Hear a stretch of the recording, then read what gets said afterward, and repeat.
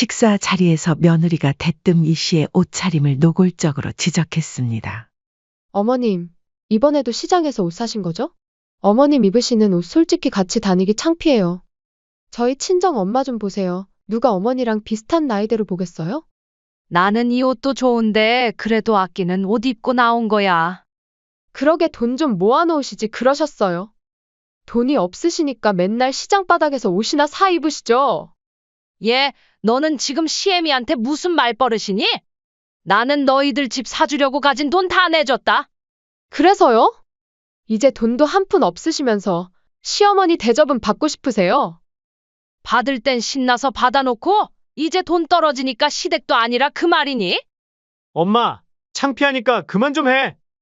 진우야, 솔직히 아내 말 틀린 말 없어요. 이제 와서 뭘 그렇게 대접받길 원해요? 진우야, 그런 말이 아니잖아. 돈 없다고 부모를 무시해도 되는 거니? 너 키워주고 결혼할 때 너 잘 되라고 가진 돈 다 지원해줬잖아. 너가 어떻게 엄마한테 이래? 그건 부모로서 당연한 거 아니에요? 왜 자식한테 그걸로 빚 갚으라는 것처럼 구는 거예요? 이제 각자 인생 각자 챙기는 걸로 해요. 안녕하세요. 이 사연의 주인공은 72세 이춘자 씨입니다. 약 30년 전 이 씨와 남편은 극심한 가난 속에서 단칸방 신혼생활을 시작했습니다. 월세 낼 돈도 부족해 반지하 단칸방에서 시작한 두 사람의 결혼 생활은 누가 봐도 녹록지 않았죠. 하지만 두 사람의 눈빛만은 그 누구보다 빛났습니다. 여보, 우리 힘들어도 서로 믿고 살자. 언젠가는 좋은 날이 올 거야. 남편 김철수 씨의 다짐처럼 두 사람은 서로를 의지하며 하루하루를 버텼습니다. 그리고 결혼 2년 만에 아들 진우가 태어났죠. 태어난 아기를 품에 안은 그 순간 부부는 서로 손을 꼭 잡고 다짐했습니다. 여보, 우리 아들만큼은 고생시키지 말자. 그래? 우리가 아끼면 진우가 더 좋은 환경에서 공부할 수 있어. 아들을 위해서라면 무엇이든 할 수 있다는 마음으로 부부는 더욱 열심히 살기 시작했습니다. 남편은 작은 공장에서 기술자로 일하면서 틈틈이 기술을 익혔습니다. 야근이 잦았지만 남편은 한 번도 불평하지 않았죠. 오히려 더 많은 기술을 배우려 노력했습니다. 그렇게 시간이 흘러 이 씨와 남편은 직접 소규모 부품 공장을 차렸습니다. 이 씨 역시 공장 뒤편 사무실에서 격리 업무를 도우며 밤낮 없이 함께 일했습니다. 남편의 기술력과 성실함이 알려지면서 조금씩 일거리가 늘어났습니다. 그렇게 10년이 흘렀습니다. 공장이 안정되자 부부는 여전히 사치 없이 소박한 삶을 유지했습니다. 가정은 안정되었지만 두 사람의 생활은 크게 달라지지 않았죠. 명품은커녕 외식조차 하지 않으며 부부를 잘 모르는 사람들은 이 씨 부부가 여전히 가난한 줄 알 정도였습니다.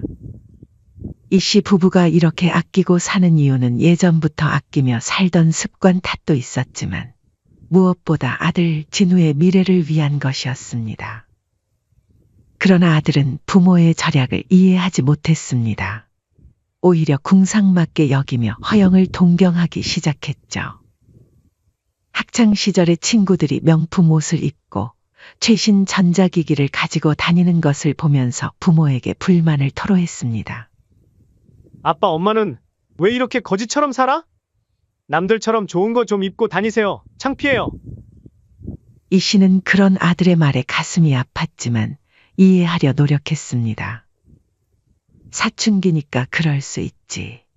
그렇게 위안하며 아들의 요구에 가능한 한 맞춰주려 했습니다. 명품은 아니지만 옷도 사주고 컴퓨터도 사주었죠. 하지만 아들의 눈은 계속 높아져만 갔습니다. 고등학생이 된 아들은 부모를 더욱 무시하기 시작했습니다. 이 씨는 그런 아들의 모습이 안타까웠지만 언젠가는 아들도 부모의 깊은 뜻을 이해하는 날이 올 것이라 굳게 믿었습니다. 그저 아들을 위해 모든 것을 희생하는 게 부모의 도리라고 생각했죠. 세월은 빠르게 흘러 아들 진우는 대학을 졸업하고 평범한 회사원이 되었습니다. 이 씨는 집안일을 하는 평범한 주부로 남편은 여전히 공장에서 묵묵히 일을 하고 있었습니다. 그러던 어느 날 갑작스러운 비극이 찾아왔습니다. 남편이 공장에서 일하다가 갑자기 쓰러진 것입니다. 쌓이는 뇌출혈이었습니다. 이 씨는 하늘이 무너지는 느낌이었습니다. 급히 병원으로 실려가 수술을 받았지만 의사의 표정은 어두웠습니다. 최선을 다했지만 상태가 매우 좋지 않습니다. 준비하시는 게 좋을 것 같습니다.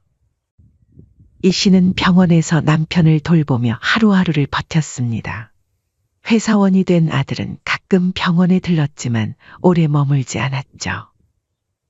아들이 바쁜 걸 이해한다며 이 씨는 혼자서 남편의 병간호를 했습니다. 남편은 하루하루 상태가 안 좋아지고 있었습니다. 그러던 그날 저녁 병실에 둘만 남았을 때 남편은 조용히 이 씨를 불렀습니다. 여보, 남편의 목소리는 힘이 없었지만 또렷했습니다. 네, 무슨 필요하신 거라도 있으세요? 이 씨는 급히 남편 곁으로 다가갔습니다. 남편은 이 씨의 귀에 바짝 입을 대고 작은 목소리로 말했습니다. 나중에 진우가 결혼하면 그때 1억만 지원해주고 줄 돈 없다고 잡았대. 이 씨는 황당했습니다. 갑자기 그게 무슨 뚱딴지 같은 소리예요? 나중에는 내가 왜 이렇게 말했는지 알게 될 거야. 그리고 정말 힘들 때 집 사무실 2번째 서랍을 열어봐. 아무 말 말고 내가 오늘 한 말은 꼭 지켜줘. 알겠어요. 당신 뜻대로 할게요. 그러니까 빨리 낫기나 해요. 하지만 남편의 상태는 나아지지 않았고 결국 이 씨는 끝까지 남편의 말을 이해하지 못했지만 마지막 유언인 만큼 이를 지키기로 마음먹었습니다.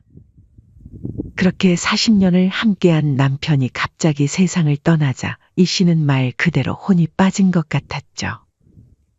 홀로 남은 이 씨는 남편의 공장을 정리하며 하루하루를 견뎌냈습니다. 공장을 정리하면서 이 씨는 남편이 마지막으로 말한 2번째 서랍에 대해 생각했습니다. 그러나 아직은 열어볼 용기가 나지 않았습니다. 그저 남편의 유품들을 챙기며 간간히 눈물을 훔쳤죠. 그렇게 1년이 흘렀습니다. 남편 없는 일상에 조금씩 적응해가던 이 씨에게 어느 날 아들이 전화를 했습니다. 어머니, 저 이번 주말에 뵐게요. 드릴 말씀이 있어서요. 주말 아들은 여자친구를 데리고 이 씨의 집에 찾아왔습니다. 어머니, 이쪽은 제 여자친구 미영이에요. 안녕하세요, 어머님. 저는 서미영이라고 해요. 며느리는 표면적으로는 공손했지만 어딘가 불편한 태도가 느껴졌습니다. 특히 이 씨의 집을 둘러보며 살짝 인상을 찌푸리는 모습이 이 씨의 눈에 들어왔죠. 그래, 언제부터 만났니? 이 씨가 물었습니다. 8개월 됐어요. 회사 동료였는데 마음이 맞아서요. 아들의 말에 이 씨는 마음이 무거워졌습니다. 남편이 떠난 지 얼마 되지 않았을 때부터 만났다는 말이었죠. 그래도 아들의 행복을 바라는 마음에 이 씨는 서둘러 차와 간식을 준비했습니다. 그러나 거실로 돌아오자 며느리가 아들에게 속삭이는 소리가 들렸습니다. 이런데 살면서 가구라도 좀 바꾸시지. 전부 낡은 것들 뿐이네. 이 씨는 가슴이 아팠지만 모른 척 자리에 앉았습니다. 그리고 대화를 이어가려 했지만 며느리가 갑자기 본론을 꺼냈습니다. 어머님, 저희가 결혼하려면 신혼집이 필요한데 어머님께선 얼마 정도 지원해 주실 수 있으세요? 이 씨는 너무 직설적인 질문에 당황했습니다. 처음 만난 자리에서 돈 얘기를 꺼내다니 게다가 당연히 지원받을 것이라는 태도에 기분이 언짢았죠. 지원? 돈 말하는 거니? 이에 아들도 거들었습니다. 네, 어머니, 사실 저희가 좋은 집을 봐놨거든요. 계약금을 어서 넣어야 해서요. 요즘 집값이 워낙 비싸잖아요. 저희는 한 3억 정도 생각 중인데. 3억? 며느리가 당당하게 말했고 이 씨는 깜짝 놀랐습니다. 처음 만난 자리에서 3억이라는 큰 돈을 요구하다니. 마치 맡겨놓은 돈을 찾는 것처럼 당연하게 말하는 며느리의 태도에 이 씨는 불편함을 느꼈습니다. 네, 그 정도는 있으시죠? 아버님이 공장도 하셨다고 하셨는데. 이 씨는 잠시 생각에 잠겼습니다. 순간 이 씨는 남편의 마지막 당부가 떠올랐습니다. 글쎄, 1억 정도는 도와줄 수 있을 것 같구나. 그 말에 며느리의 표정이 순간 굳었습니다. 1억요, 그거론 서울에 집 한 채도 못 사는데. 엄마, 아빠 사망보험금 남은 건 없으셨어요? 이 씨는 아들의 말에 가슴이 철렁 내려앉았습니다. 특히 아들의 입에서 사망보험금이라는 단어가 나온 것이 너무 충격적이었죠. 이내 정신을 차린 이 씨는 단호하게 말했습니다. 입원 치료하고 빚도 갚느라 돈도 많이 들어갔어. 1억이 내가 줄 수 있는 전 재산이야. 며느리는 실망한 표정을 숨기지 않았고 아들도 마찬가지였습니다. 이후 아들과 며느리는 서둘러 자리를 떴고 이 씨는 홀로 남아 깊은 생각에 잠겼습니다. 다음 주 아들이 찾아왔을 때 이 씨는 통장을 내밀었습니다.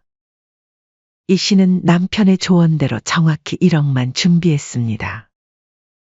이게 엄마 가진 전부다. 더는 못 도와준다. 이게 다예요? 아빠 공장 판 돈은요? 아들이 실망한 표정으로 물었습니다. 진짜 없어. 이게 내 전 재산이야.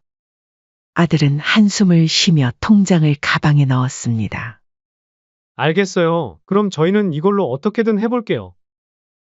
그렇게 아들과 며느리는 결혼을 했고 이 씨가 준 1억으로 작은 아파트 대출을 받아 구했다고 했습니다. 특히 지원을 받고 나서 며느리의 태도가 달라졌습니다. 1억을 지원해 준다고 했을 때 그래도 감사하다며 연락도 하고 며느리는 이 씨에게 잘했습니다. 그러나 결혼 후 이 씨는 아들 부부의 새 집에 놀러 가보고 싶었지만 한 번도 초대받지 못했습니다. 한 번은 이 씨가 직접 음식을 준비해 아들네에 찾아간 날이었습니다. 어머니, 너무 자주 오시는 거 아니에요?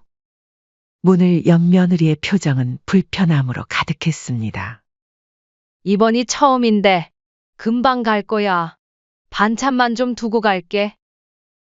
이 씨는 준비해간 음식을 내밀었습니다. 어머님, 이런 거 먹지도 않아요. 다 그냥 가져가세요. 며느리의 말에 이 씨는 가슴이 아팠지만 아무 말도 하지 않고 그냥 돌아왔습니다. 전화도 점점 뜸해지고 이 씨가 찾아가면 집안 분위기는 매번 싸늘했습니다. 어느 날 이 씨는 아들 부부의 집을 방문했을 때 문 앞에서 들려오는 대화의 발걸음을 멈출 수밖에 없었습니다.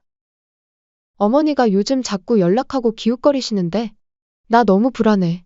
나이 먹고 우리한테 빌붙으시려고 눈치 보시는 것 같아. 솔직히 어머님 돈도 없으시잖아. 며느리의 목소리였습니다. 그러게. 이러다 진짜 우리가 모셔야 되는 거 아니야? 그래도 우리가 받은 게 있잖아. 여보, 진짜 그러지 마. 나 시어머니 모시고 살려고 결혼한 거 아니야. 어머니가 1억 준 걸로 생색내고 같이 살자고 하면 나 진짜 가만히 안 있어. 알아. 내가 잘 말해볼게. 나도 우리 엄마랑 사는 거 싫어. 이 씨는 방금 들은 말이 믿기지 않았습니다. 아들과 며느리가 자신을 그렇게 생각하고 있었다니요. 충격을 받은 채 이 씨는 그대로 돌아서서 집으로 향했습니다. 내가 아들을 잘못 키웠어. 내가 무슨 잘못을 했길래. 집으로 돌아온 이 씨는 깊은 생각에 잠겼습니다. 그리고 앞으로 아들과 며느리를 어떻게 대해야 할지 많은 고민을 했죠.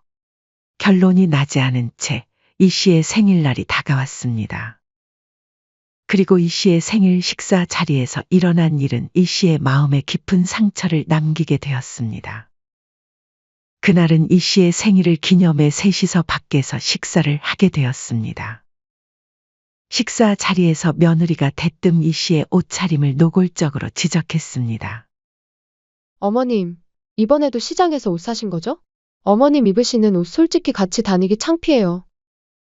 저희 친정 엄마 좀 보세요. 누가 어머니랑 비슷한 나이대로 보겠어요? 나는 이 옷도 좋은데 그래도 아끼는 옷 입고 나온 거야. 그러게 돈 좀 모아놓으시지 그러셨어요.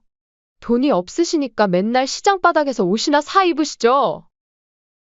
이 씨는 평생 검소하게 살아온 사람이라 비싼 옷에 관심이 없었지만 이런 식으로 비교당하니 굉장히 불편했습니다. 이 씨는 아들을 바라봤지만 아들은 그저 웃기만 할 뿐 아무 말도 하지 않았습니다. 참다 못한 이 씨가 마침내 입을 열었습니다. 얘, 너는 지금 시애미한테 무슨 말버릇이니? 나는 너희들 집 사주려고 가진 돈 다 내줬다. 순간 테이블에 침묵이 흘렀습니다. 그러자 며느리가 차갑게 대꾸했습니다. 돈도 한 푼 없으시면서 시어머니 대접은 받고 싶으세요? 이 씨는 충격의 말을 잊지 못했습니다. 돈이 없으면 부모로서 대접도 받을 수 없다는 말이 너무 모욕적이었죠. 돈 없으면 부모도 아니란 말이니? 엄마, 창피하니까 그만 좀 해. 그러나 아들은 버릇없는 며느리에게 한마디 하기는커녕 되려 이 씨를 질책했습니다. 내가 그런 말을 하다니 널 어떻게 키웠는데? 솔직히 아내 말 틀린 말 없어요. 이제 와서 뭘 그렇게 대접받길 원해요? 맞아요. 우리도 애 낳고 키우는 것도 벅찬데 어머니까지 신경 써야 해요. 며느리도 가세했습니다. 내가 돈 없다고 너희한테 뭐 하나 요구한 적 있니? 말은 안 해도 다 알죠. 나이 드시면 결국 우리한테 기대실 거잖아요. 아들은 냉정하게 말했습니다. 진우야, 너 키워주고 결혼할 때 너 잘 되라고 가진 돈 다 지원해줬잖니? 너가 어떻게 엄마한테 이래? 그건 부모로서 당연한 거 아니에요? 왜 자식한테 그걸로 빚 갚으라는 것처럼 구는 거예요? 아들은 일어서며 이 씨에게 마지막 말을 던졌습니다. 저는요, 엄마 부양할 생각 없어요. 이제 각자 인생 각자 챙기는 걸로 해요. 다시는 연락도 하지 말고 집에 찾아오지도 마세요. 결혼했으니 저도 제 가족 챙겨야겠어요. 이 씨는 눈물을 삼키며 돌아섰습니다. 평생을 바쳐 키운 아들에게 이런 말을 들을 거라고는 생각도 못했습니다. 그날 밤 충격과 분노가 쌓인 이 씨는 남편의 유언을 떠올리며 마음속으로 다짐했습니다. 그래, 결국 이렇게 되는구나. 남편의 말이 맞았어. 식당에서 벌어진 모욕적인 상황 이후 이 씨는 겨우 집으로 돌아와 방 한편에 쓰러지듯 앉았습니다. 가슴 속에 응어리가 목까지 차올라 숨쉬기조차 힘들었죠. 평생을 바쳐 키운 아들에게 이런 취급을 받을 거라고는 상상도 못했습니다. 문득 고개를 들어 거실 벽에 걸린 남편의 사진을 바라보았습니다. 그 순간 남편의 마지막 당부가 귓가에 생생하게 들려왔습니다. 지금이야말로 그 서랍을 열어볼 때였습니다. 이 씨는 천천히 일어나 남편의 서재로 향했습니다. 오랫동안 열지 않았던 서재의 문을 열자 남편의 흔적이 그대로 남아있었죠. 책상 옆 서랍장으로 다가간 이 씨는 떨리는 손으로 두 번째 서랍을 열었습니다. 겉으로 보기에는 평범한 서류들이 있었지만 이 씨는 남편의 말처럼 서랍 안쪽 깊숙한 곳을 살펴보았습니다. 조심스럽게 손잡이를 당기자 비밀 공간이 드러났습니다. 그 안에는 통장들과 문서 봉투 그리고 봉인된 편지 한 통이 있었습니다. 이 씨는 숨을 깊게 들이마시고 천천히 내용물을 꺼내기 시작했습니다. 이 씨는 먼저 통장들을 하나씩 펼쳐보았습니다. 그리고 그 순간 충격에 눈을 크게 떴습니다. 이게 다 뭐야? 남편이 이렇게 많은 돈을 모았다는 사실이 믿기지 않았습니다. 이 씨는 놀라움을 감추지 못하며 땅 문서 봉투로 손을 뻗었습니다. 봉투를 열자 경기도 분당에 있는 상가 건물 문서까지 있었죠. 이 씨는 그 문서들을 믿기지 않는 눈으로 몇 번이고 다시 확인했습니다. 이 씨는 마지막으로 편지 봉투를 열었습니다. 남편의 자필로 쓰여진 유언장이었습니다. 나는 이 서랍 안의 모든 서류와 함께 내 소유의 건물과 예금을 아내 이춘자에게 남기고자 한다. 이 사실은 나의 사망 후 아내가 이 서랍을 열어보게 될 때 알게 될 것이다. 이 편지를 읽고 있다면 당신은 지금 무척 힘든 시간을 보내고 있을 거야. 아마도 아들 때문일 거고 내가 염려했던 일이 벌어진 거겠지. 당신에게 미리 말하지 못해 미안해. 하지만 당신은 아들에게 너무 약했잖아. 혹시 당신이 아들에게 모든 걸 넘길까봐 걱정이 됐어. 사람은 누구나 변하는 법이야. 특히 돈 앞에서는 더욱 그렇지. 편지를 읽어내려가는 동안 이 씨의 눈에서는 눈물이 흘러내렸습니다. 남편이 이렇게까지 자신의 미래를 준비해 두었다는 사실이 믿기지 않았습니다. 그리고 문득 1년 전 남편의 병실에서 나눈 마지막 대화가 선명하게 떠올랐습니다. 여보, 무슨 그런 말을 해요? 진우는 우리 아들이잖아요. 도와줄 수 있으면 다 도와주는 게 맞죠. 남편은 이 씨의 손을 꼭 잡았습니다. 이 사람아, 이렇게 순진해서 내가 어떻게 눈을 감겠나? 자식이라고 다 내 맘이 같지 않아? 늙어서 돈은 쓰려고 있는 게 아니야. 지키려고 있는 거지. 홀랑 다 줬다가 외면당하는 부모가 얼마나 많은데. 혹여나 아들이나 며느리가 부모한테 돈 나올 구멍 없다고 외면하면 그땐 확연 끊어버려. 그렇게 이 씨는 남편의 마지막 말을 따르기로 약속했던 것이었죠. 이 씨의 뺨을 타고 흐르는 눈물이 편지 위에 툭 떨어졌습니다. 여보, 당신 말이 맞았어요. 어떻게 이런 일이 일어날 줄 미리 안 거예요? 그날 밤 이 씨는 오랜만에 편안한 잠을 잤습니다. 이제 무엇을 해야 할지 분명해졌습니다. 다음 날 아침 이 씨는 단단한 결심을 하고 아들에게 전화를 걸었습니다. 진우야, 엄마야. 잠깐 시간 되니? 미영이랑 같이 우리 집에 좀 와줄래? 식당에서의 사건 때문인지 아들의 목소리는 어색함이 가득했습니다. 무슨 일이세요? 할 얘기가 있어. 걱정 마. 그날 일로 뭐라고 하려는 게 아니야. 2시간 후 아들과 며느리가 이 씨의 집을 찾았습니다. 현관문을 열어주며 이 씨는 평온한 미소를 지었습니다. 아들과 며느리는 어색하게 거실에 앉았습니다. 둘 다 불안한 기색이 역력했습니다. 이 씨는 준비해둔 차를 내오며 말을 꺼냈습니다. 어제 많이 생각해봤어. 너희 말이 맞는 것 같아. 아들과 며느리는 의아한 표정으로 이 씨를 바라보았습니다.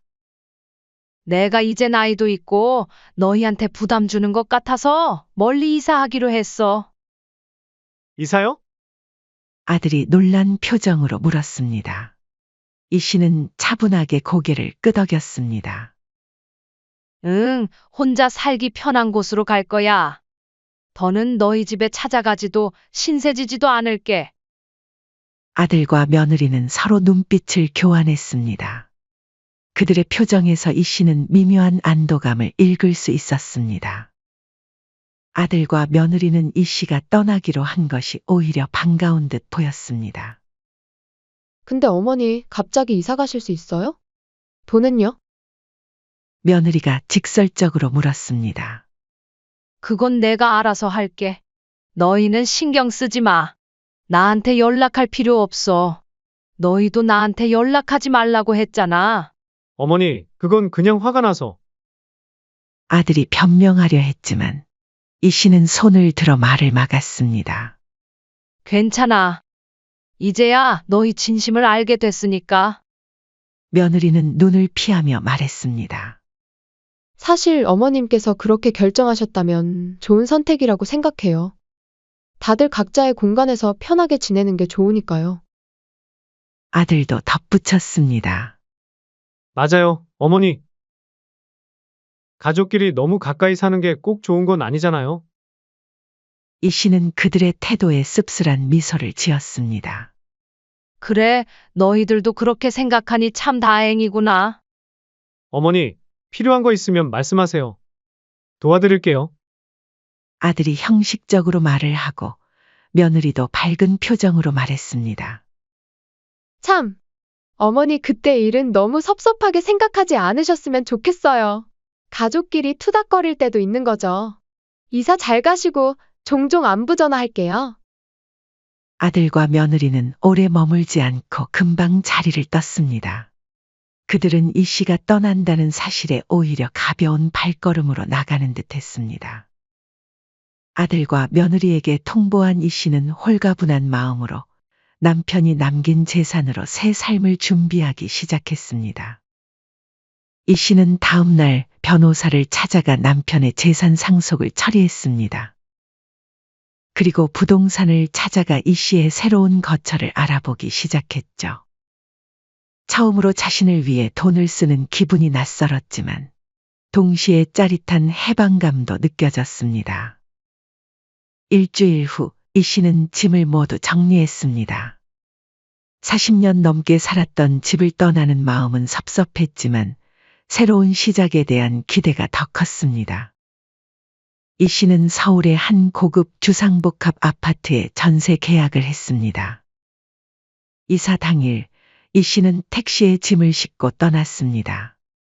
아들 부부에게는 따로 연락도 하지 않고 집 주소도 알려주지 않았습니다.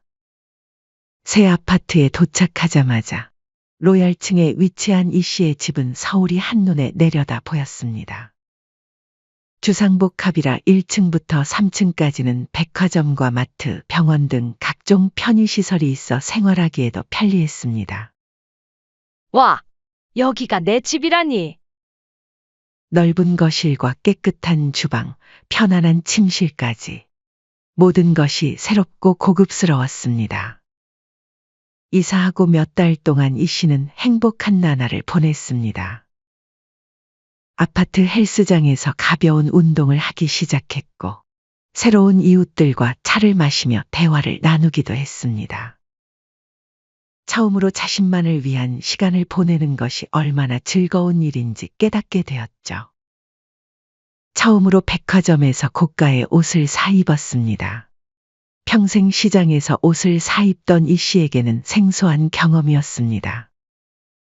예쁜 옷을 입고 미용실에서 머리도 새롭게 손질하고 나니 거울 속 자신의 모습이 낯설었습니다. 이렇게 평화로운 시간이 흐르던 어느 날 갑자기 휴대전화가 요란하게 울렸습니다. 발신자 확인을 해보니 아들라고 적혀 있었습니다.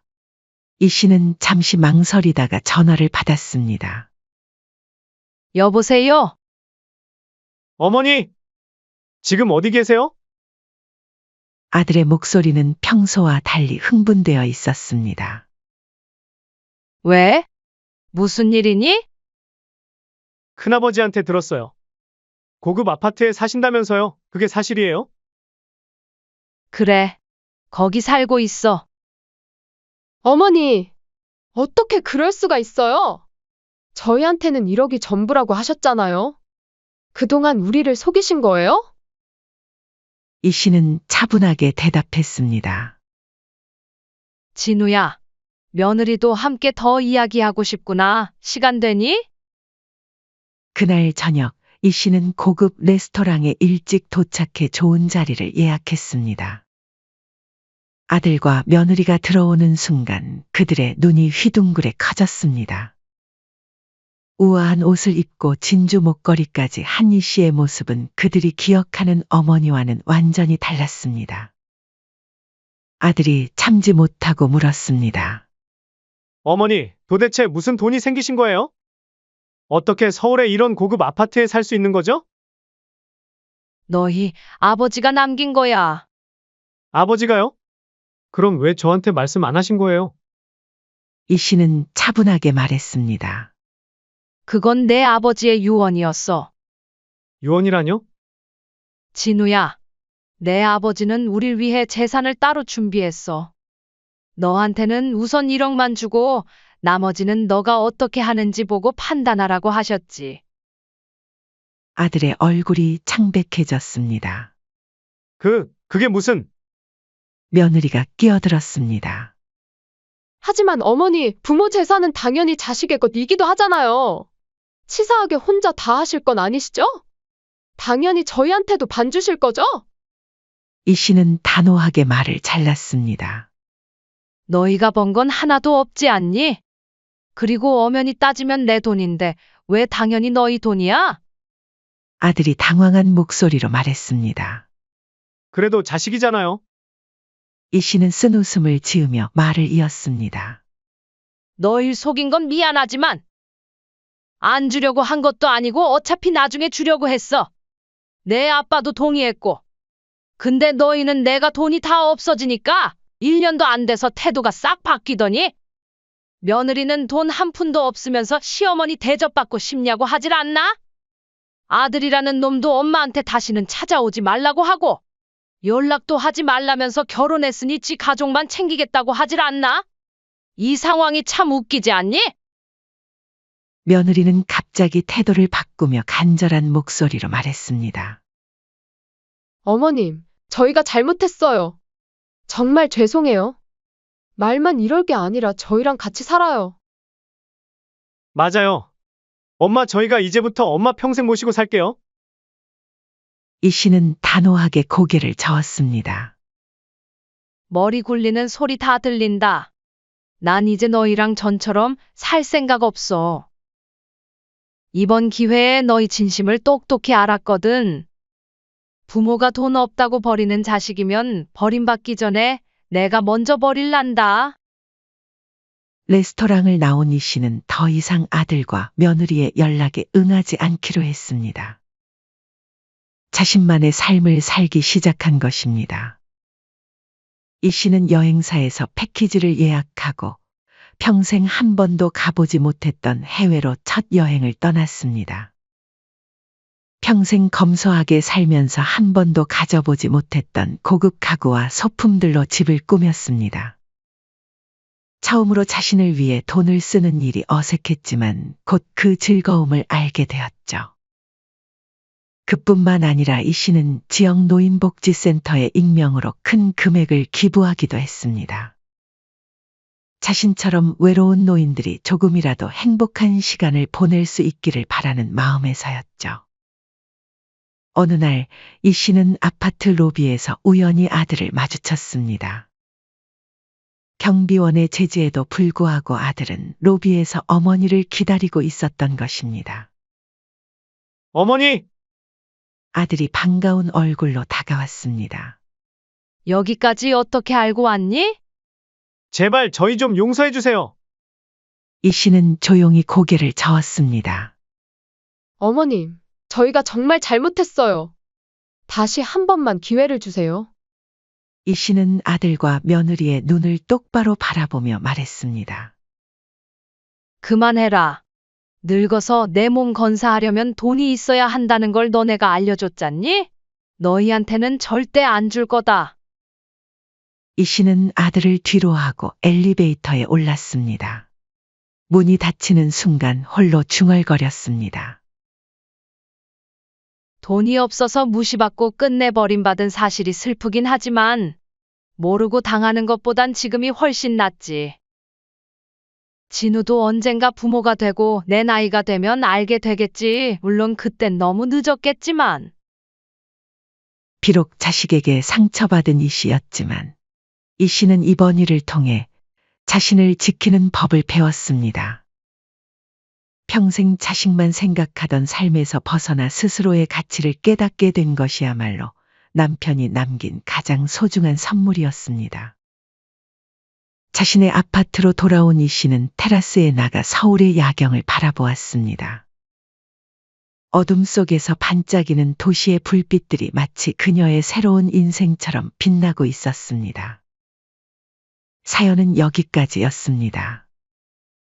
구독, 좋아요, 댓글은 영상 제작에 큰 힘이 됩니다. 인생의 쉼표를 시청해 주셔서 감사합니다.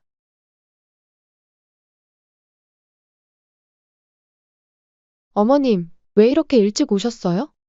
아이고, 사돈 오셨어요. 윤 씨는 상황을 파악했습니다. 자신이 집을 비운 사이 며느리는 친정어머니를 초대했고 자신에게는 아무 말도 하지 않았던 모양입니다. 그래, 내가 일찍 온 모양이구나. 어머님, 배고프시면 직접 챙겨 드세요. 저희는 이제 먹으려던 참이에요. 나도 밥 안 먹고 왔는데 같이 먹을까? 죄송한데 지금 어머님 드실 자리가 없어요. 밥이랑 수저만 하나 더 놓으면 되는 상황인데 내가 먹을 자리가 없다는 게 말이 되니? 어머님은 저희 식사 끝나고 이따가 드시면 되잖아요. 왜 그렇게 고집을 부리세요? 뭐라고? 고집? 어머님은 저희랑 같이 사시잖아요. 친정엄마는 가끔 오는 손님이고요. 은정아, 너희가 부탁해서 같이 살기 시작했는데 돌아오는 게 이런 대접이니? 식탁에 내 자리 하나 없을 줄은 정말 몰랐다. 겨우 그런 걸로 서운해하시다니 너무 속 좁으신 거 아니에요? 그래, 난 매일 아침부터 밤까지 손주 보고 집안일 해도 내겐 당연한 거고 친정엄마는 하루 와도 상다리 부러지게 대접받는 귀한 손님이구나. 이제 잘 알겠다. 나는 너희 가족이 아니라 그저 편하게 부려먹기 좋은 사람이었다는 걸. 안녕하세요. 이 사연의 주인공은 66세 윤희정 씨입니다. 충남 천안의 작은 단독주택. 윤 씨는 뒷마당 텃밭을 가꾸며 조용히 혼자만의 시간을 즐기고 있었습니다. 한때는 중학교 가정과 교사로 많은 학생들에게 존경받던 그녀였지만 지금은 남편이 떠난 지 5년째 되는 평범한 어머니일 뿐이었습니다. 아이고, 허리야. 조그마한 손으로 야채를 다듬으며 한숨을 내쉬었습니다.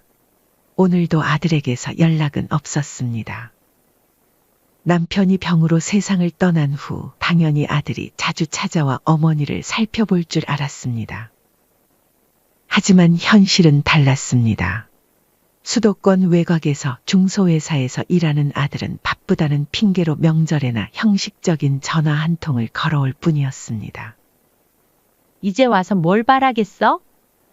그녀는 아들 내외에게 바라는 것이 별로 없었습니다. 그저 가끔 안부 전화라도 해주면 좋겠다고 생각했지만 며느리는 시댁과 거리를 두는 스타일이었습니다. 전화기가 울렸습니다. 화면에 며느리라는 이름이 떴습니다. 어머니, 안녕하세요. 아, 그래. 은정아, 무슨 일이니? 실은 회사에 복직하려고 하는데요. 아시잖아요. 육아휴직도 끝났고 이제 수혁이도 좀 컸으니까요. 그렇구나. 그래, 복직하는 건 좋은 일이지. 근데요, 시터 구하기가 너무 어려워요. 요새 시급이 올라서 애 봐주시는 분들 구하기가 너무 어렵더라고요. 게다가 수혁이가 낯선 사람을 무서워해서. 어머님, 잠시만 도와주실 수 없을까요? 딱 1년만이라도요. 제가 회사에 적응하고 수혁이도 어린이집에 다닐 때까지만요. 윤 씨는 잠시 생각에 잠겼습니다. 사실 그녀는 자신의 일상을 포기하고 서울로 올라가 손주를 돌보는 일에 큰 부담을 느꼈습니다. 하지만 동시에 손주 수혁이의 얼굴이 떠올랐습니다. 좀 생각해 볼게. 윤 씨가 조금 냉담하게 대답하자 며느리의 목소리가 다급해졌습니다. 어머님, 정말 다른 방법이 없어서 부탁드리는 거예요. 얼마 지나지 않아 이번엔 아들에게서 전화가 왔습니다. 엄마, 은정이 얘기 들었지? 우리가 정말 곤란해서 그래. 제발 이번 한 번만 도와줘. 엄마가 아니면 정말 방법이 없어. 윤 씨는 아들의 말에 한숨을 내쉬었습니다. 알았어. 올라갈게. 단 1년만이야. 그 이상은 안 돼. 윤 씨는 자신의 결심이 옳은지 의문이 들었지만 그래도 손주 수혁이를 생각하니 마음이 흔들렸습니다. 게다가 솔직히 말하면 아들 가족과 함께하는 시간을 그리워했습니다. 천안에서 서울로 가는 기차 안에서 그녀는 창밖을 바라보며 생각했습니다. 괜찮을 거야. 어차피 잠깐일 뿐이니까.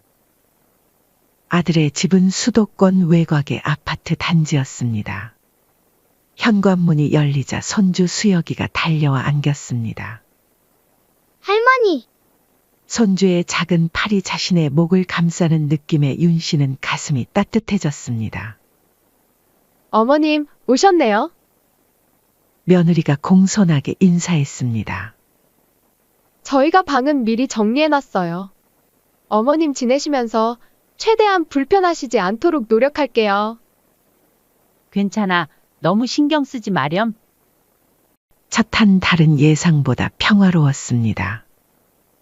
손주는 할머니를 너무나 좋아했고 윤 씨도 오랜만에 누군가를 돌보는 기쁨을 느꼈습니다. 어머님, 오늘 저녁은 제가 준비할게요. 어머님은 쉬세요. 며느리도 처음에는 존댓말을 써가며 공손하게 대했습니다. 하지만 시간이 흐르고 며느리는 결국 손주 돌보는 일을 뿐만 아니라 윤 씨에게 대부분의 집안일을 맡겼습니다. 아침에 출근하기 전 어머님, 수혁이 점심 부탁드려요라고 말하고 저녁에 돌아와서는 어머니, 수혁이 목욕 시켜주실 수 있으세요? 라고 물었습니다.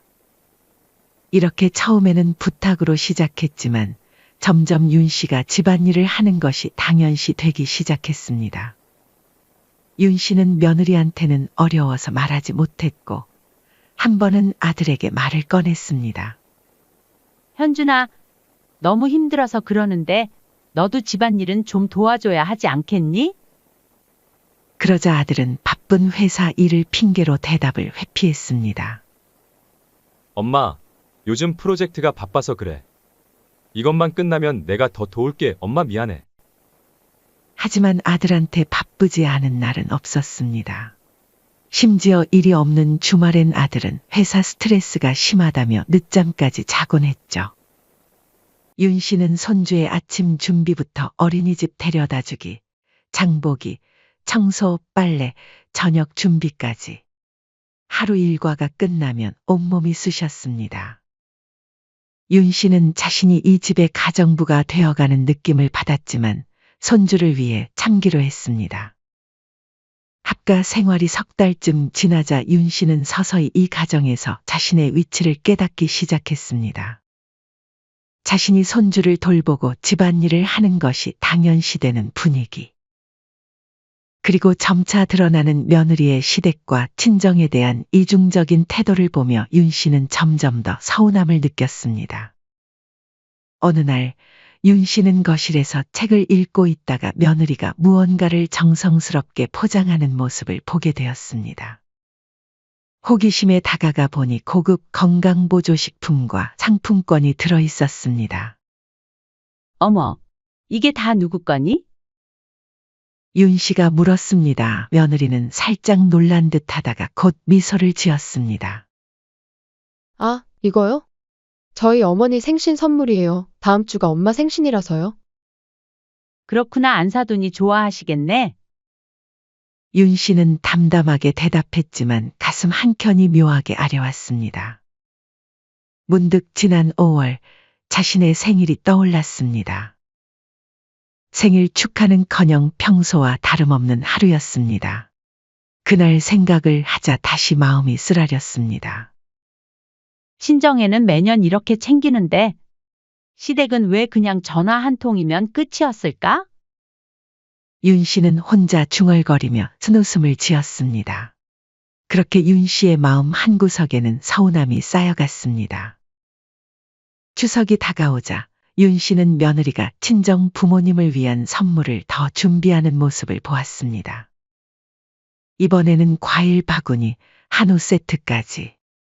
모두 친정 부모님을 위한 선물이었습니다. 며느리의 말이 이어졌습니다. 아, 이건 저희 부모님 댁에 택배로 보낼 거예요. 엄마가 건강이 안 좋으셔서 특별히 좋은 거 보내려고요. 윤 씨는 말없이 고개를 끄덕였습니다. 사실 윤 씨도 건강이 좋지 않았습니다. 허리도 아프고 관절염도 있었지만 자신의 아픔을 내색하고 싶지 않았습니다. 윤 씨는 자신의 방으로 돌아와 달력을 바라보았습니다. 그리고 문득 작년 추석이 떠올랐죠. 추석날 윤 씨는 아침부터 일어나 명절 음식을 준비했습니다. 아들과 며느리를 위해 특별히 송편도 빚고 잡채와 전도 정성껏 만들었습니다. 하지만 아들과 며느리는 시댁에 잠깐 들리고 선물 없이 명절 인사만 간단히 건넸던 기억이 났습니다. 윤 씨는 그제야 자신이 얼마나 소외되어 왔는지 깨달았습니다. 며느리는 친정만 중요하게 생각하고 시댁은 뒷전으로 여겼던 것입니다. 그리고 아들은 그런 아내의 태도를 당연하게 받아들이고 있었습니다. 어느 날 윤 씨는 아들에게 솔직한 마음을 털어놓기로 했습니다. 현준아, 엄마가 할 말이 있어. 네, 엄마, 무슨 일이세요?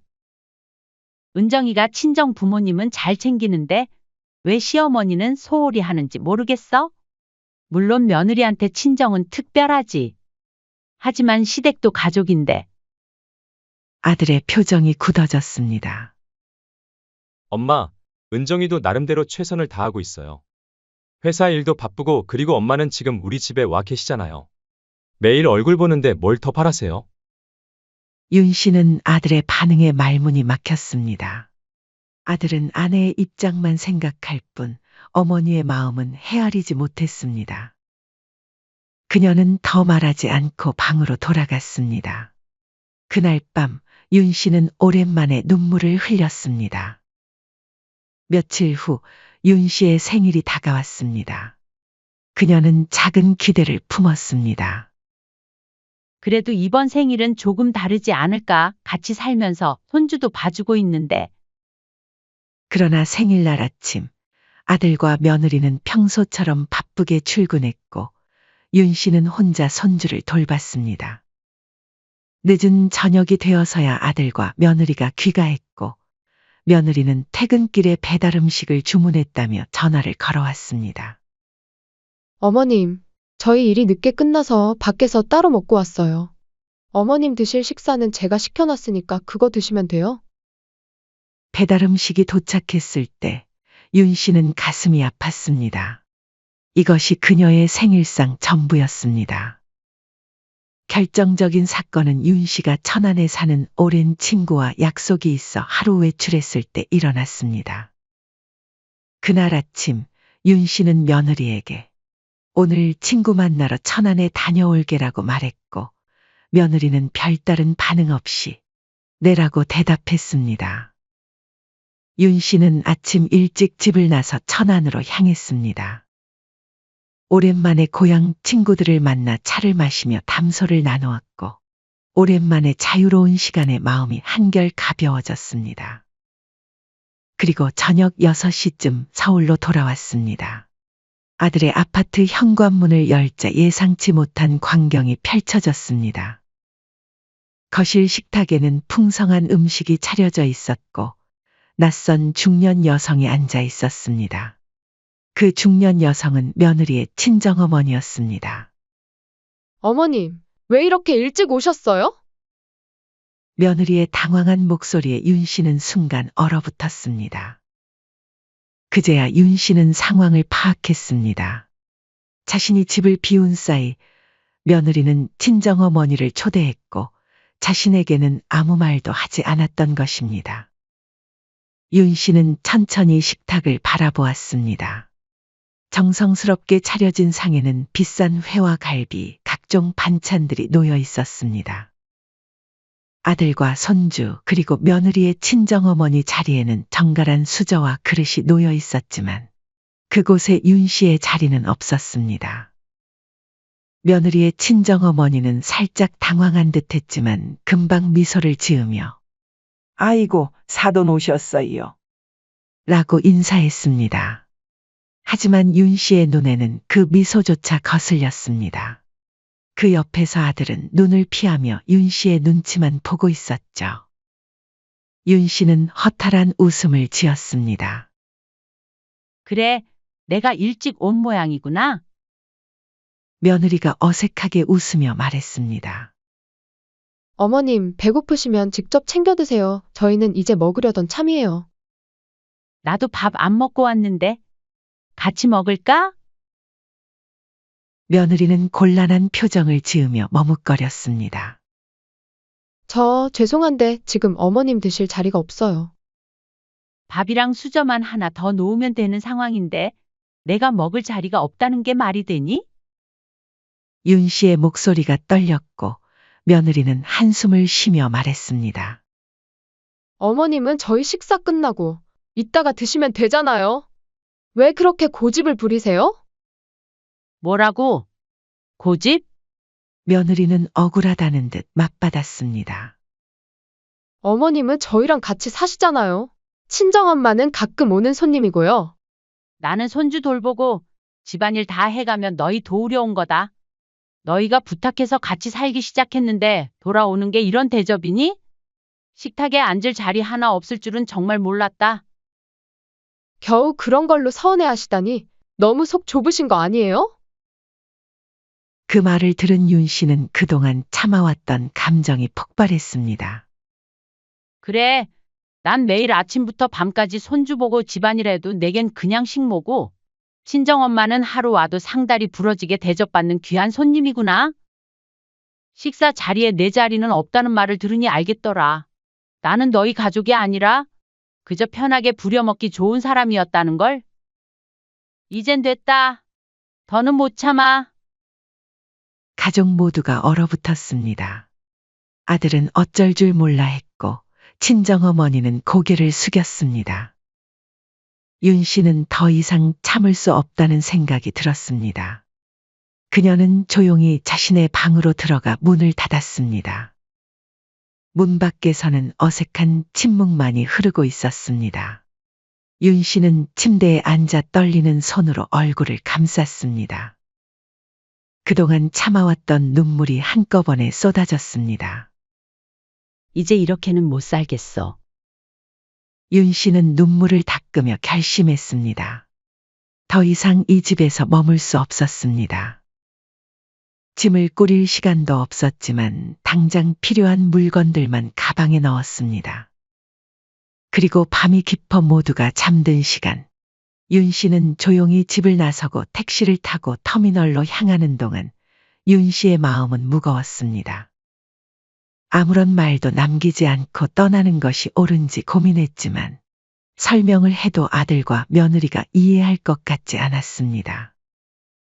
특히 아들은 항상 아내의 편만 들었으니까요.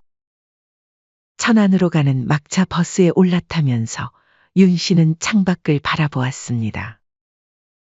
서울의 불빛이 점점 멀어지는 것을 보며 그녀는 한숨을 내쉬었습니다. 다음 날 아침 아들에게서 전화가 왔습니다. 목소리에는 걱정과 당혹감이 섞여 있었습니다. 엄마, 어디 계세요? 갑자기 어디로 가신 거예요? 천안 집에 돌아왔다. 왜 말씀도 없이 그러셨어요? 저희가 얼마나 걱정했는지 아세요? 윤 씨는 쓴웃음을 지었습니다. 걱정, 진짜 걱정한 거 맞니? 손주를 돌봐줄 사람이 없어서 당황한 거겠지? 엄마, 그날은 그냥 좀 오해가 있었던 거예요. 엄마니까 좀 이해해줘요. 아내도 일부러 그런 건 아니었어요. 아들은 계속해서 변명했고 그 말들 속에서 윤 씨는 진정한 사과나 반성의 기미를 찾을 수 없었습니다. 윤 씨는 이내 단호하게 말했습니다. 현준아, 난 이제 천안에서 살 거야. 너희랑 절대 다신 합가 안 해. 그날 이후로 아들은 여러 번 전화를 걸어왔습니다. 처음에는 화해를 청하는 듯 했지만 점차 손주를 돌봐달라는 부탁으로 변해갔습니다. 며느리는 직접 연락하지 않았고 항상 아들을 통해 의사를 전달했습니다. 윤 씨는 모든 부탁을 단호하게 거절했습니다. 아들과 며느리 둘 다 반성의 기미가 없어 보였습니다. 그들은 단지 자신들의 필요에 따라 윤 씨를 이용하려 할 뿐이었습니다. 말이 안 통하니 똑같이 돌려줘야 이해하겠네. 석 달이 지나고 설날이 다가왔습니다. 윤 씨는 달력을 보며 생각했습니다. 이번 명절은 어떻게 보낼까 하다가 문득 다른 좋은 생각이 떠올랐습니다. 이번 기회에 아들과 며느리에게 확실히 가르쳐 줘야겠어? 윤 씨는 아들에게 메시지를 보냈습니다. 설날에 놀러 오렴. 손주도 데리고 와 얼굴 보고 싶네. 오랜만에 우리 집에서 설날을 보내면 좋을 것 같구나. 아들은 즉시 답장을 보냈습니다. 정말요? 갈게요. 아내도 같이 가도 될까요? 윤 씨는 잠시 생각하다가 답장했습니다. 당연하지. 다 같이 와. 설날 아침, 윤 씨는 일찍 일어나 집안을 정리했습니다. 그리고 정성스럽게 음식을 준비했습니다. 하지만 특별한 계획이 있었습니다. 그녀는 식탁을 특별한 방식으로 차렸습니다. 손주 수혁이와 자신의 자리만 정갈하게 세팅했습니다. 밥과 국, 다양한 반찬들을 넣고 수저와 젓가락까지 완벽하게 준비했습니다. 반면 아들과 며느리의 자리에는 깨끗한 접시 하나씩만 덩그러니 놓여 있었습니다. 반찬도 없고 수저도 없었습니다. 이제 곧 오겠지? 윤 씨는 시계를 보며 중얼거렸습니다. 예정된 시간보다 조금 늦게 현관 벨소리가 울렸습니다. 윤 씨는 문을 열었습니다. 할머니, 수혁이가 반갑게 외치며 뛰어들었습니다. 윤 씨는 손주를 꼭 안아주었습니다. 우리 손주 많이 컸네. 아들과 며느리도 인사를 건넸습니다. 며느리의 표정은 여전히 어색했지만 억지로 미소를 지으려 노력하는 모습이었습니다. 어머님, 새해 복 많이 받으세요. 며느리가 공손하게 인사했습니다.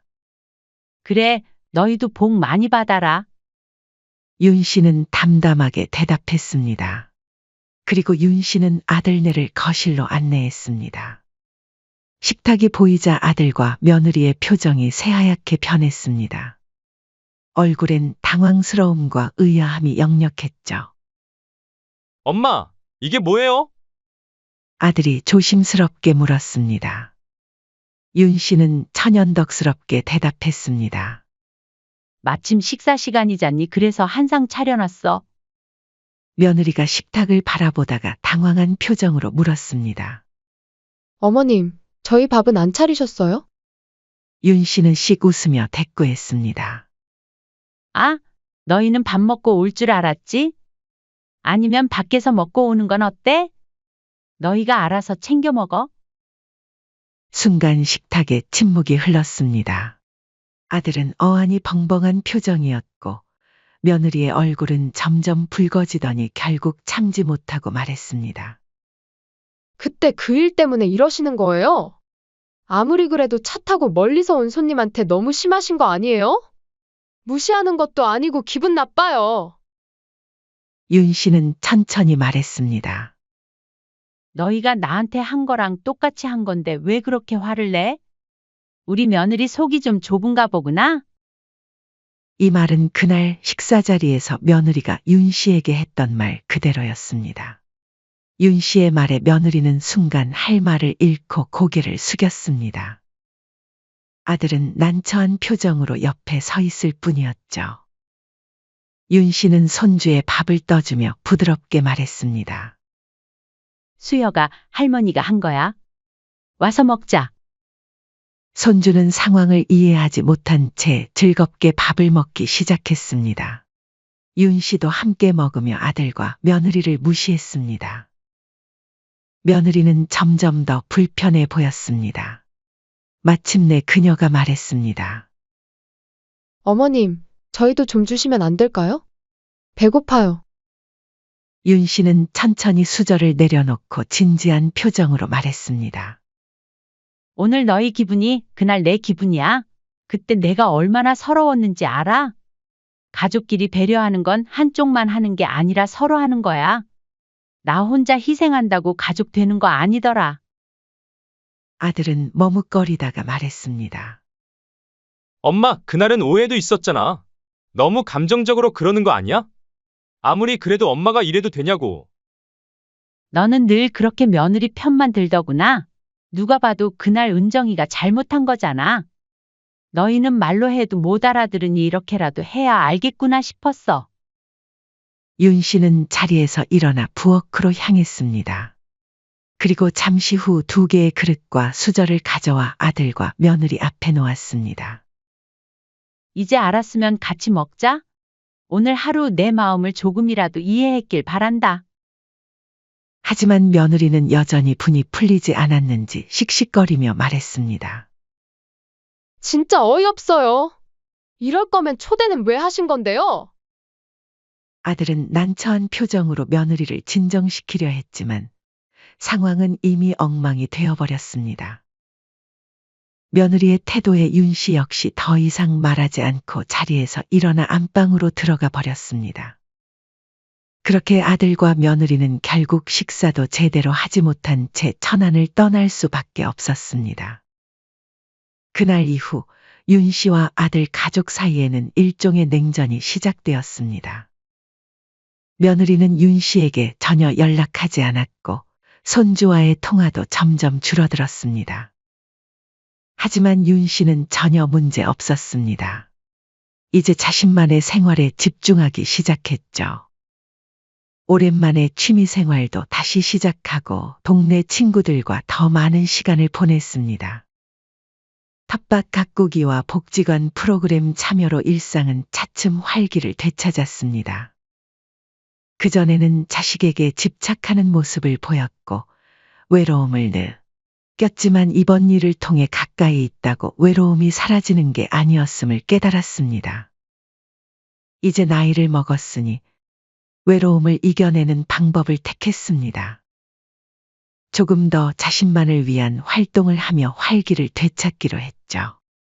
새로운 인생 이막이라는 생각으로 하루하루를 보냈습니다. 몇 달이 지난 어느 날 예상치 못한 전화가 걸려왔습니다. 바로 오랜만에 며느리의 전화였습니다. 며느리의 목소리는 지쳐 있었고 눈치를 보며 말했습니다. 어머님, 그동안 잘 지내셨어요? 그래, 오랜만이구나. 무슨 일이니? 저희가 둘째가 생겼는데요. 혹시 이번에도 좀 도와주실 수 있을까요? 윤 씨는 며느리의 전화를 받고 잠시 눈을 질끈 감았습니다. 그 일을 겪고도 다시 부탁이라니. 하지만 이번에는 전혀 다른 감정이 들었습니다. 더 이상의 분노도 배신감도 없었습니다. 그저 담담한 뿐이었죠. 둘째 축하한다. 근데 나 이번엔 못 도와줘. 너희가 알아서 해. 전화 너머로 며느리의 당황한 목소리가 들렸습니다. 어머님, 제발요. 갑자기 둘째가 생겨서 지금 걱정이 이만저만이 아니에요. 첫째도 있고 회사도 계속 다녀야 하는데 진짜 너무 힘들어요. 윤 씨는 침착하게 대답했습니다. 그럼 둘이 맞벌이 그만두든가? 나한테 기댈 생각 마라. 이제 나도 나를 먼저 챙겨야겠어? 며느리는 계속 사정했지만 윤 씨는 딱 잘라 거절했습니다. 얼마 후 아들에게서도 전화가 왔습니다. 목소리에는 절박함이 묻어났습니다. 엄마, 우리 상황 뻔히 다 아시잖아요. 애가 둘이라 돈을 더 들 텐데 외벌이로는 힘들어요. 현준아, 지금 이 상황에서도 너희 사정만 운운하면서 부탁하잖니. 나는 이제 더는 못해. 너희 둘이 직접 겪어보면 내가 어떤 마음이었는지 알게 될 거야. 아들의 목소리가 떨렸습니다. 엄마, 그래도 엄마 손주인데.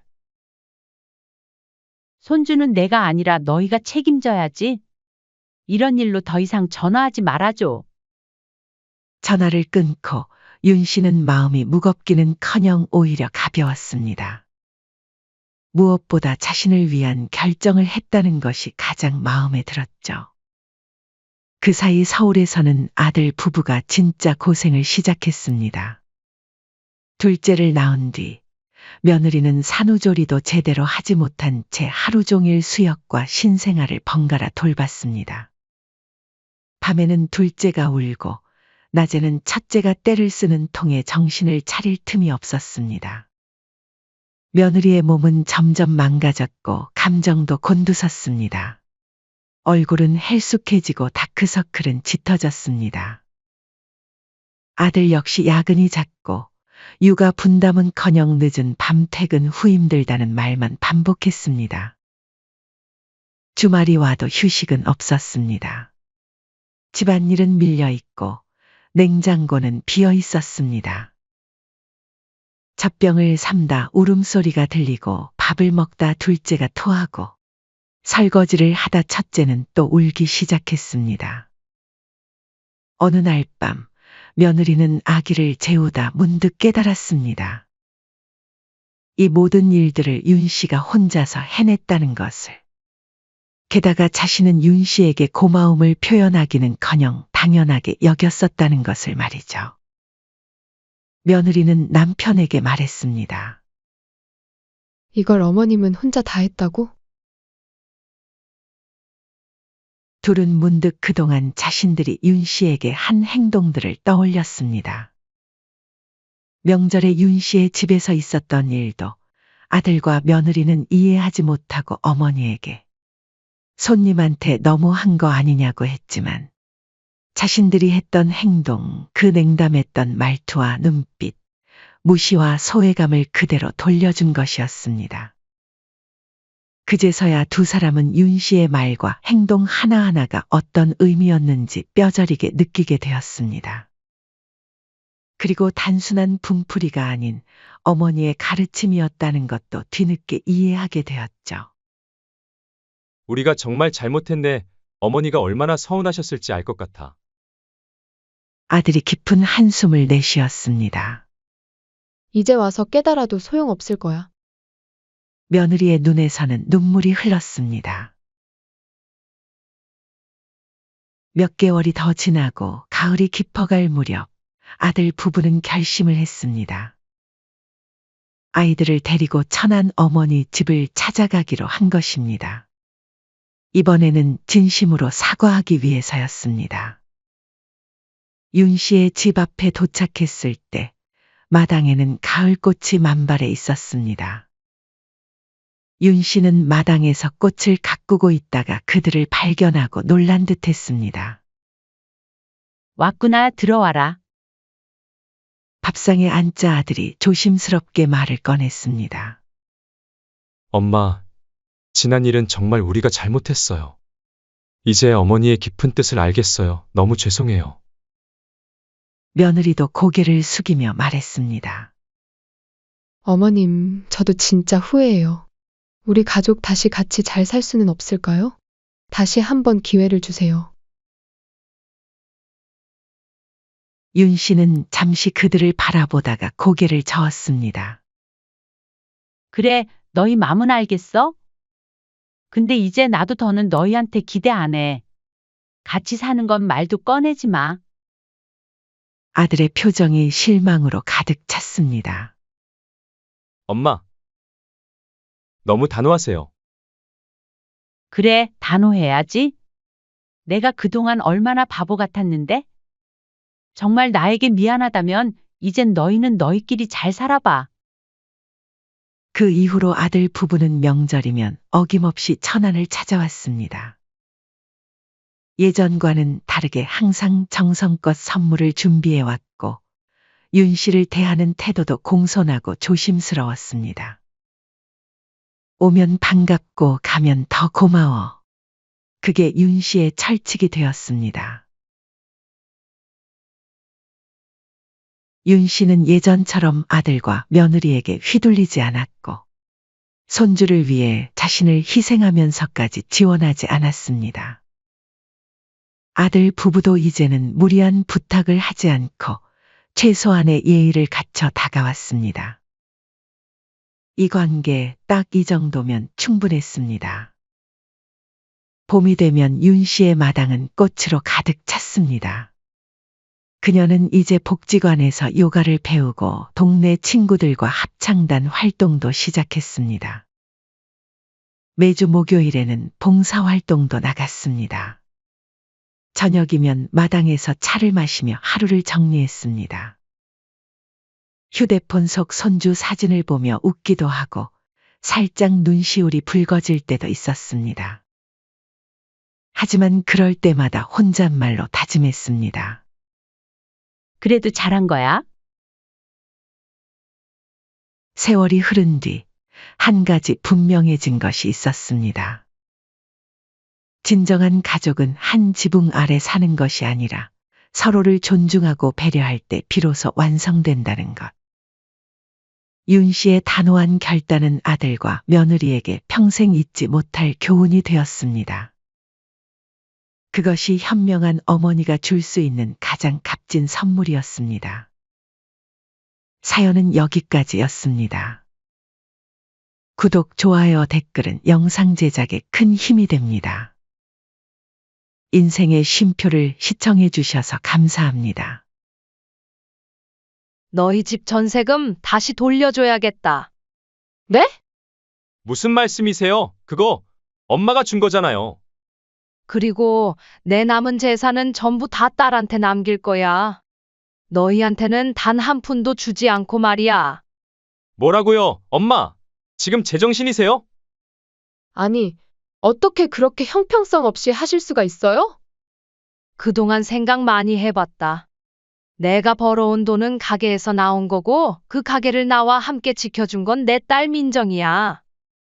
근데 너희는 시댁은 남이라면서 이젠 남한테 돈까지 기대하니? 그래도 민정이만 편애하시는 거잖아요. 다 같은 자식인데 왜 이렇게 불공평해요? 맞아요. 너무하신 거 아니에요? 가족끼리 이러는 건 차별이에요. 차별이라고 하기 전에 먼저 가족이 되었어야지. 시댁은 남이라면서 날 내쫓은 건 어디 사는 누군데? 아니, 그래도 아가씨만 주시는 건. 그럼 저희는 뭐예요? 아예 한 푼도 안 주신다는 거예요? 응. 한 푼도 없어. 엄마, 그게 말이 돼요? 됐어. 할 말은 다 했으니 이만 돌아가라. 남은 것이라도 조금만 나눠주세요. 저희 진짜 힘들어요. 이제 연락하지 마라. 너가 말했잖니? 시댁은 남이라고. 나도 그 말 똑같이 되돌려줄게. 앞으로 남처럼 살자. 안녕하세요. 이 사연의 주인공은 67세 박문희 씨입니다. 서울 외곽의 오래된 주택가 골목 안 사람들로 늘 북적이는 작은 식당이 하나 있습니다. 겉보기엔 평범하지만 사람들의 발길을 붙잡는 그 식당의 주인은 박 씨였습니다. 30년 넘게 국을 끓이고 나물을 무친 결과 이젠 반찬만 따로 구매하러 오는 단골도 줄을 섰습니다. 박 씨는 매일 새벽같이 장을 보고 한가득 들여온 무, 배추, 두부, 멸치 등을 다듬어 손수 반찬을 만듭니다. 손목이 아파도 쉬지 않고 정성을 다해 음식을 준비했죠. 정갈한 손맛에 위생까지 철저히 덕분에 동네 사람들 사이에선 요즘 보기 드문 진짜 손맛이라 통했습니다. 딸 민정은 직장에 다니면서도 주말이면 빠짐없이 식당을 찾았습니다. 딸은 깔끔한 성격은 엄마를 닮아 주방에서도 손이 바빴습니다. 엄마, 반찬 좀 줄이자니까. 우리 집이 식당이지 반찬 가게야? 딸은 투덜거리면서도 어느새 앞치마 두르고 주방에 서 있었습니다. 박 씨는 그 모습에 웃음이 났습니다. 동네 사람들도 말했습니다. 딸이 엄마를 꼭 닮았어요. 말투도 손재주도 참 보기 좋아요. 아들 원호는 결혼에 분가한 지 오래였습니다. 회사에 다니며 직장 일에 치이느라 얼굴 보기 힘들었고 며느리 주영과는 명절이나 가족 행사에야 간신히 얼굴을 마주했습니다. 아들이 결혼 직후에는 자주 찾아왔지만 점점 발길이 뜸해졌습니다. 바쁜 회사 일도 있었지만 며느리가 시댁 방문을 그다지 반기지 않는다는 것을 박 씨는 눈치챘습니다. 박 씨는 그런 아들의 무심함도 이해하려 애썼습니다. 요즘은 다 바쁘게 사니까. 그렇게 넘기곤 했습니다. 며느리는 자주 연락을 하거나 먼저 챙기는 편은 아니었지만 첫인상부터 싹싹하고 말도 예쁘게 하는 편이었습니다. 그런데 며느리는 무엇을 받거나 자기를 챙기는 데는 익숙하면서도 그에 대한 감사나 사소한 보답엔 늘 서툰 모습이었습니다. 박 씨는 처음엔 그런 점이 조금 마음에 걸렸지만 곧 스스로를 다독였습니다. 젊은 애들이 다 저런가 보지. 부모니까 그냥 넘기자. 그러던 어느 날 아들과 함께 온 며느리가 처음으로 박 씨의 식당 반찬을 처음 맛본 날 며느리가 내뱉은 한마디가 모든 일의 시작이 되었습니다. 어머님, 나물이 이렇게 맛있을 수가 있어요? 말끝마다 감탄을 이어가던 며느리는 그 뒤로 박 씨의 식당에서 반찬을 얻어 가곤 했습니다. 어느 날은 며느리가 저희 엄마가 입이 짧은 편인데 어머님 반찬은 진짜 잘 드세요. 몇 가지만 포장해 주실 수 있을까요?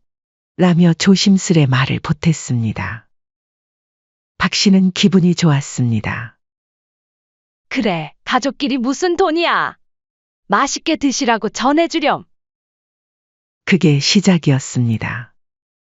그 다음 주 며느리는 다시 연락을 해왔습니다. 어머님, 지난번 반찬 너무 잘 먹었어요. 혹시 이번에도 조금만 부탁드려도 될까요? 하지만 그게 매주가 되고 그 횟수가 익숙해지자 요구사항까지 따라붙기 시작했습니다.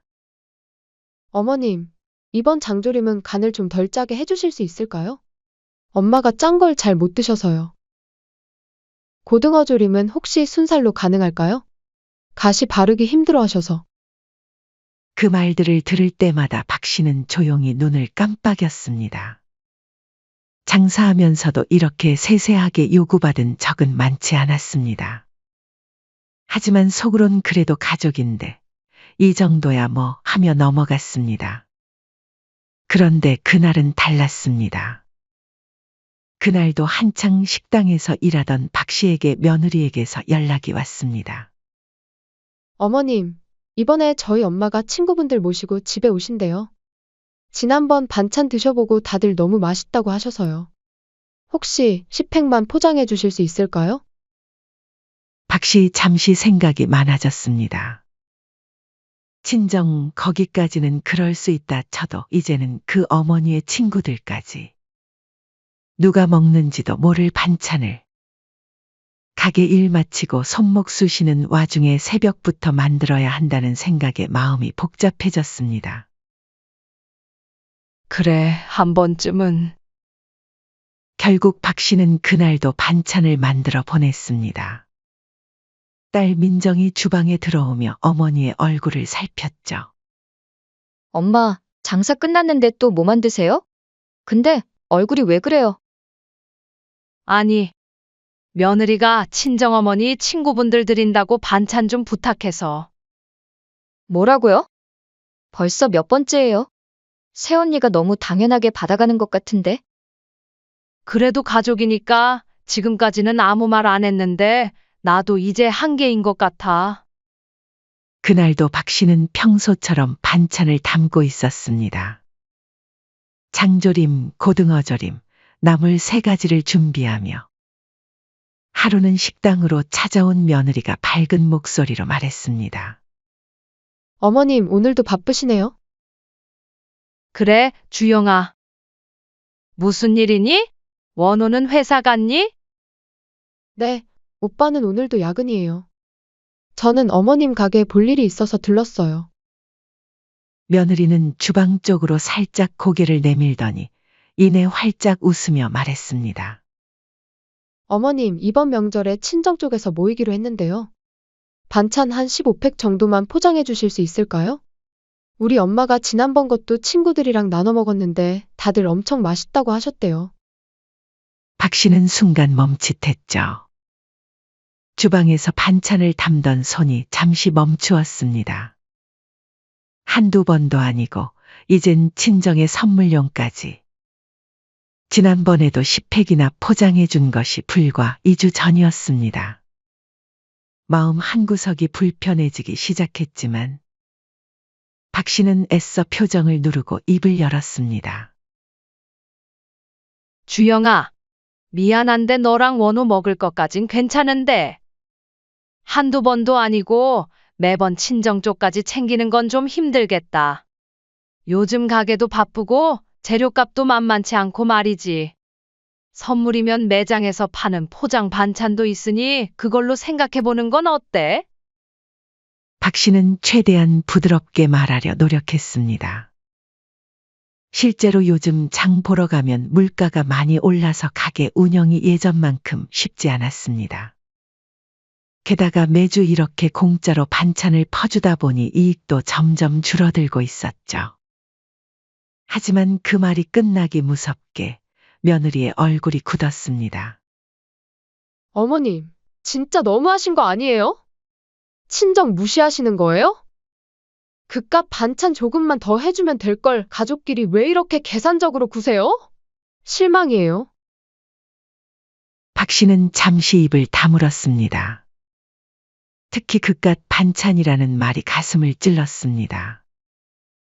매일 새벽 4시에 일어나 시장에 가서 재료를 고르고 온종일 서서 만드는 반찬이 그깟이라는 말로 표현될 줄은 몰랐죠.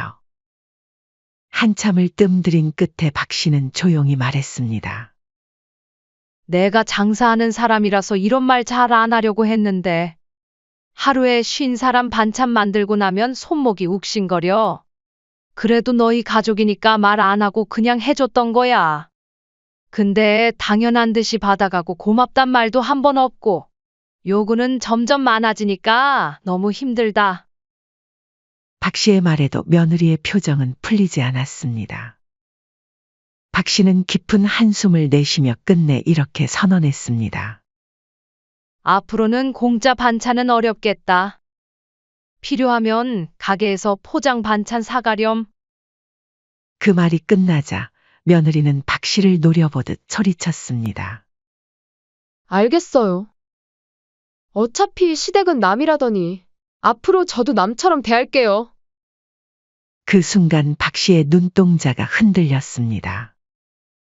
시댁은 남이라니. 그동안 하지 않아도 되는 일을 가족이라는 마음 하나로 애썼던 박 씨에게는 큰 상처였습니다. 이어 며느리는 마치 기다렸다는 듯 차가운 말들을 내뱉기 시작했죠. 반찬도 됐어요. 사실 저희 엄마는 요즘 어머님 반찬 좀 짜고 자극적이라 체하셨어요. 이어진 말은 더 큰 충격이었습니다. 솔직히 공짜니까 먹은 거지 돈 주고 사 먹을 정도는 아니었어요. 며느리는 씩씩거리며 가게를 나갔고 문을 쾅 닫고 나가는 소리가 온 가게에 울렸습니다. 그날 이후 박 씨는 며느리의 말처럼 진짜 남 취급을 받기 시작했습니다. 연락을 해도 받지 않았고 문자를 보내도 답장이 오지 않았습니다. 가끔 답장이 와도 단답뿐이었죠. 그렇게 한 달이 지났습니다. 그날은 박 씨의 생신날이었습니다. 박 씨는 식당 문까지 일찍 닫고 집에서 미역국을 끓여놓고 기다렸지만 아들도 며느리도 연락조차 없었습니다. 아무리 바빠도 생일날만큼은 연락이 왔는데 말이죠. 엄마, 생신 축하해요. 딸 민정이 케이크를 들고 찾아왔습니다. 이어 딸은 어머니의 쓸쓸한 표정을 보고 무슨 일인지 단박에 눈치챘습니다. 오빠 연락 없어요? 응, 바쁜가 보다. 괜찮아. 박 씨는 미소를 지으려 했지만 눈가에 맺힌 실망감을 감출 수 없었습니다. 그리고 다음 날 딸 민정이 건넨 스마트폰 화면엔 며느리의 SNS가 펼쳐져 있었습니다. 친정엄마가 최고 유일한 가족이라는 멘트와 함께 친정 식구들과의 여행 사진이 잔뜩 올라와 있었죠. 게시 날짜를 보니 바로 어제 박 씨의 생신날이었습니다. 박 씨는 화면을 물끄러미 바라보다가 조용히 한숨을 내쉬었습니다. 그냥 내버려 두자. 젊은 애들이니까. 하지만 마음 한구석이 쓰라렸습니다. 이해하려고 해봐도 단 한 통의 축하 전화나 문자도 없었다는 사실은 너무 서운했죠. 며칠 뒤 아들 생일이 다가오자 박 씨는 마음을 다잡고 집을 찾았습니다. 지난 일은 지난 일이고 아무래도 자식 생일을 그냥 넘길 수는 없었습니다. 아들과 며느리에게 문자를 보냈지만 답장이 없었습니다. 전화도 받지 않았죠. 결국 박 씨는 직접 아들 집을 찾아가기로 했습니다. 아파트 현관 앞에 서서 초인종을 눌렀습니다. 아내 인기척은 났지만 아무 대답도 없었습니다. 3번쯤 눌렀을까. 마지못해 문을 연 며느리는 싸늘한 표정이었습니다. 어머님, 연락도 없이 이렇게 찾아오시면 곤란해요. 박 씨는 당황한 기색으로 웃으며 말했습니다. 연락도 없길래 그냥 손주도 좀 보고 원호 얼굴도 보고 싶어서 왔어. 곧 아들 생일이잖니? 줄 것도 있고. 그러자 며느리는 고개를 절레절레 저었죠. 그렇다고 허락도 없이 남의 집에 오시면 안 되죠. 저희도 사생활이 있잖아요. 남의 집이라니. 박 씨는 말을 잇지 못했습니다. 주영아, 또 그 말이니? 아직도 그때 반찬 얘기 때문에 화가 난 거야? 그땐 내가 그냥. 어머니가 먼저 친정을 남처럼 대하셨잖아요. 저도 똑같이 하는 거예요. 박 씨가 무언가 더 말하려는 순간 며느리는 비꼬듯 말했습니다. 뭐 하세요? 안 나가시고. 그리고는 박 씨의 등을 손으로 밀었습니다. 문이 닫히는 소리와 함께 박 씨는 마치 추운 바람 속으로 혼자 밀려난 기분이었습니다. 손에 들려있던 선물 봉투는 그대로 바닥에 떨어졌죠. 박 씨는 눈물이 핑 돌았지만 꾹 참았습니다. 박 씨는 문 앞에서 한참을 멍하니 서 있다가 손에 든 선물만 끌어안고 돌아섰습니다. 집에 돌아와 떨리는 손으로 아들에게 전화를 걸었습니다. 다행히 이번엔 전화를 받았습니다. 상황을 차근히 설명했지만 돌아온 말은 예상 밖이었습니다. 엄마가 먼저 주영이한테 상처 줬다는 생각은 안 해봤어? 박 씨는 믿기지 않는다는 듯이 물었죠. 내가? 친정에 반찬 드리기 버겁다고 가게 힘들다고 말한 게 그렇게 큰 잘못이야? 듣고 보니 엄마 말이 좀 각박하게 들리긴 했어. 주영이 많이 속상했대. 박 씨는 억울하고 허탈해 입을 다물지 못했습니다. 자신의 사정은 전혀 이해하려 하지 않는 아들의 태도가 서운했습니다. 하지만 아들은 거기서 멈추지 않았죠. 암튼 엄마가 먼저 미안하다고 말해. 그게 맞는 것 같아. 박 씨는 땅을 바라보며 중얼거렸습니다. 내가 당연한 말 한 거잖니. 일부러 연락 피하고 문전박대까지 할 이유가 돼? 아들은 가볍게 한숨을 쉬었습니다. 진짜 우리 집 여자들은 다 기가 세서 문제야. 내가 중간에 껴있으니까 너무 피곤해. 엄마, 난 바빠서 이따 연락할게. 뚝. 아들이 먼저 전화를 끊었습니다. 박 씨는 핸드폰을 든 손을 내려다봤습니다. 세상에서 가장 억울한 건 내 자식이 내 편이 아닐 때라는 걸 그제야 실감했죠. 식당 뒷주방에서 설거지를 하던 딸이 박 씨의 표정을 보고 눈치를 챘습니다. 엄마, 무슨 일 있었어요? 조심스레 털어놓은 박 씨의 이야기에 따른 설거지하던 손을 멈췄습니다. 진짜 뻔뻔하네요. 아니, 오빠도 새언니도 엄마가 지금까지 해준 게 얼마인데. 지들은 엄마 식당에서 설거지 한 번, 재료 손질 한 번 한 적 없으면서. 딸의 눈빛이 매서웠습니다. 엄마가 힘들어서 못하겠다 한마디 했더니 받을 건 다 받아놓고 시댁은 남이라면서 엄마를 내쫓아요? 엄마, 그딴 식이면 받은 거 다 내놓으라고 그래요. 전세금이고 혼수고 지금까지 준 거 싹 다요. 그 밤 박 씨는 가게 계산대 서랍을 열었습니다. 전세금 송금 내역, 혼수 지출 영수증, 반찬 제작 내역까지 차곡차곡 모아둔 서류철을 꺼냈죠. 박 씨는 자신이 얼마나 많은 것들을 아들 부부에게 주었는지 새삼 실감했습니다. 그래, 이제 나도 돌려받을 건 받아야겠다. 박 씨는 조용히 속삭였죠. 이 기회에 더 이상 일방적으로 퍼주기만 하는 부모가 아님을 아들과 며느리에게 톡톡히 깨우쳐 주기로 결심했죠. 며느리에게 문전박대당하고 아들마저 그 편을 드는 통화 이후 며칠 동안 박 씨는 제대로 잠을 이루지 못했습니다. 가게 불을 끄고 돌아온 저녁마다 식탁에 앉아 멍하니 있었죠. 오직 며느리의 차가운 말과 아들의 무심한 반응만이 머릿속을 맴돌았습니다. 나는 평생을 퍼줬는데 고맙단 말 한 번을 못 들었지. 그렇게 박 씨는 자신의 인생을 되돌아보았습니다. 그렇게 30년 넘게 새벽마다 장을 보고 손목이 퉁퉁 붓도록 식당을 운영하며 버텨온 삶이었습니다. 남편이 갑작스레 사업에 실패하고 세상을 떠난 후 두 아이를 먹여 살리기 위해 시작했던 작은 식당이었죠.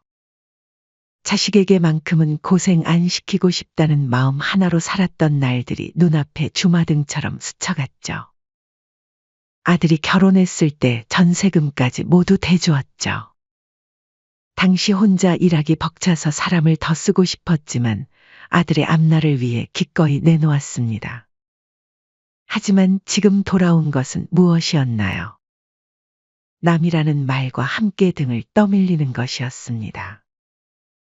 동시에 딸 민정이 생각났습니다. 주말마다 가게에 나와 설거지하고 장보고 다듬고 다져가며 함께했던 시간들. 학교 다니며 바쁜 와중에도 어머니를 돕겠다며 달려왔던 딸이었죠. 딸이 있었기에 식당을 지금까지 끌어올 수 있었던 것이었습니다. 박 씨는 조용히 다짐했습니다. 이번엔 나와 진짜 내 편을 위해 살아야겠다. 다음 날 아침 박 씨는 평소보다 일찍 식당으로 향했습니다. 딸이 도착했을 때 박 씨는 이미 결심을 굳혔습니다. 민정아, 엄마 좀 도와줄래? 엄마, 무슨 일이에요? 가게 정리하려고 해. 이제 그만 쉬고 싶어. 딸은 잠시 놀란 표정을 지었다가 이내 고개를 끄덕였습니다. 알겠어요. 엄마, 근데 갑자기 어떻게 된 일이에요? 그리고 박 씨는 딸에게 자신의 계획을 천천히 풀어놓았습니다. 며칠 후 박 씨는 아들 부부와 딸을 따로 불렀습니다. 아들네 전세 계약이 끝나는 시점이기도 했죠. 전화기를 들고 아들에게 말했습니다. 중대한 얘기가 좀 있다. 이번 주말에 며느리도 같이 시간 좀 내서 우리 집으로 와. 아들은 잠시 망설이는 듯 했지만 곧 동의했습니다. 네, 엄마, 근데 무슨 일이에요? 와서 얘기하자. 중요한 일이야. 쉽지 않은 결정이었지만 이제 더 이상 참고 견디는 것은 의미가 없다고 느꼈죠. 사실 이런 결정을 내리게 된 것은 이번 며느리의 태도 때문만은 아니었습니다. 지난 수년간 아들 부부가 보여온 행동들, 그리고 특히 아들이 자신의 편이 되어주지 않았던 그 순간들이 쌓이고 쌓여 결정에 이르게 된 것이었습니다. 그날 저녁 아들과 며느리는 썩 내켜하지 않는 표정으로 집에 들어섰습니다. 무슨 일이야, 엄마? 요즘 회사도 바쁘고 주말엔 좀 쉬고 싶은데. 아들의 목소리에는 짜증이 묻어났고 며느리는 앉자마자 핸드폰만 만지작거렸습니다. 딸은 조용히 어머니 옆에 앉아 있었죠. 박 씨는 조심스럽게 운을 뗐습니다. 이제 너희도 전세 만료될 때 되지 않았니? 이사 준비는 잘하고 있니? 아들 부부는 슬쩍 서로를 바라보며 반응을 살폈습니다. 아, 네, 요즘 집값도 오르고 하니까 알아보는 중이에요. 박 씨는 다시 말을 이었습니다. 나도 이젠 나이가 있으니 가게를 슬슬 정리하려고 해. 그동안 많이 무리한 것도 있고, 정리하면 돈이 좀 생기긴 하겠지.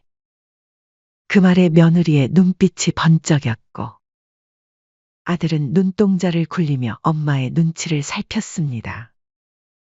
서로 눈빛을 교환하던 두 사람의 입꼬리가 슬며시 올라갔죠.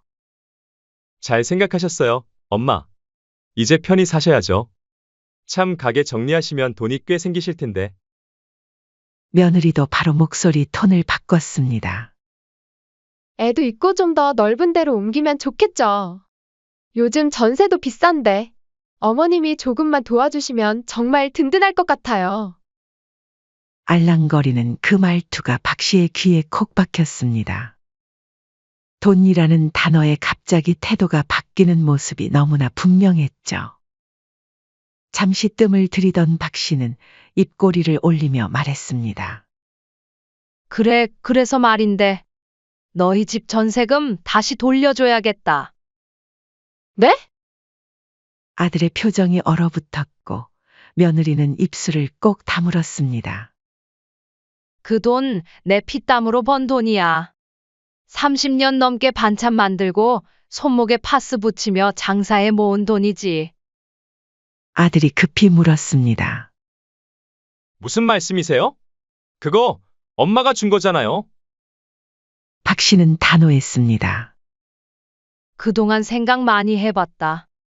내가 벌어온 돈은 가게에서 나온 거고, 그 가게를 나와 함께 지켜준 건 내 딸 민정이야. 그래서 내 남은 재산은 전부 다 딸한테 남길 거야. 너희한테는 단 한 푼도 주지 않고. 뭐라고요, 엄마? 지금 제정신이세요? 아니, 어떻게 그렇게 형평성 없이 저희한텐 한 푼도 안 주시겠다는 거예요? 박 씨는 냉정하게 받아쳤습니다. 딸은 주말마다 나와서 설거지하고 재료 다듬고, 내가 아플 땐 가게도 대신 봤다. 근데 너희는 손에 물 한 방울 묻혀본 적 있니? 그렇게 날 무시하고 반찬도 모자라다 하더니 이젠 돈까지 기대하니? 아들 부부의 얼굴이 창백해졌습니다. 그래도 민정이만 편애하시는 거잖아요. 다 같은 자식인데 왜 이렇게 불공평해요? 맞아요. 너무하신 거 아니에요? 가족끼리 이러는 건 차별이에요. 박 씨는 단호히 말했습니다. 가족이었으면 가족처럼 굴었어야지. 시댁은 가족도 아니라면서 날 내쫓은 건 어디 사는 누군데. 형평성을 논하기 전에 먼저 가족이었어야지. 받아갈 땐 당연하게 굴고 정작 중요할 땐 남이라더니 이제 와서 권리만 주장하니? 아들 부부는 말문이 막힌 듯 했지만 며느리는 끝까지 뻔뻔했죠. 아니, 그래도 아가씨만 주시는 건. 그럼 저희는 뭐예요? 아예 한 푼도 안 주신다는 거예요? 박 씨는 테이블 위에 놓여있던 물잔을 내려다봤습니다. 응, 한 푼도 없어. 그 말이 떨어지자마자 거실에 긴장감이 감돌았습니다. 아들 부부의 얼굴이 창백해졌다가 이내 붉게 변했죠. 순간 아들은 자리에서 벌떡 일어나 소리를 질렀습니다. 엄마, 그게 말이 돼요? 그러자 박 씨는 천천히 자리에서 일어났습니다. 됐어. 할 말은 다 했으니 이만 돌아가라. 하지만 아들 부부는 쉽게 물러날 생각이 없었습니다. 며느리가 갑자기 눈물을 글썽이며 말했습니다. 어머님, 저희가 다 잘못했어요. 조금만 도와주시면. 엄마, 우리가 잘못했어. 다시 생각해줘. 민정이보다 우리가 더 어렵잖아. 남은 것이라도 조금만 나눠주세요. 저희 진짜 힘들어요. 박 씨는 그 눈물이 진심이 아니라는 것쯤은 알고 있었습니다. 박 씨는 고개를 저었습니다. 이제 연락하지 마라. 너희가 말했잖니? 시댁은 남이라고. 나도 그 말 똑같이 되돌려줄게. 앞으로 남처럼 살자. 그 말에 아들과 며느리는 충격받은 듯 서로를 바라보았습니다. 하지만 박 씨의 결심은 확고했습니다. 그날 박 씨는 자신이 며느리에게 남이라며 쫓겨났던 그날처럼 똑같이 아들 부부를 현관 앞에서 조용히 밀어내고 문을 닫았습니다. 대문이 쾅 닫히는 소리 뒤엔 더 이상 미련도 눈물도 없었죠. 엄마 괜찮아요? 딸이 다가와 어깨를 감쌌습니다. 박 씨는 미소를 지었습니다. 오랜만에 진심으로 웃은 것 같았죠. 응, 이제 괜찮아. 오히려 후련하네. 박 씨 그날로 아들 부부의 번호를 차단했습니다.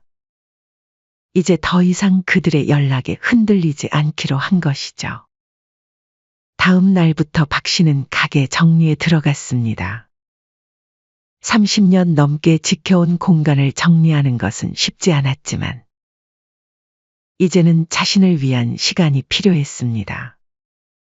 단골 손님들은 아쉬워했지만 모두 박 씨의 결정을 이해해 주었죠. 한 달 뒤 가게는 완전히 정리되었고 박 씨는 딸 민정과 함께 여유로운 생활을 시작했습니다. 그동안 미뤄왔던 여행도 다니고 취미 생활도 시작했죠. 손목 치료도 제대로 받을 수 있었습니다.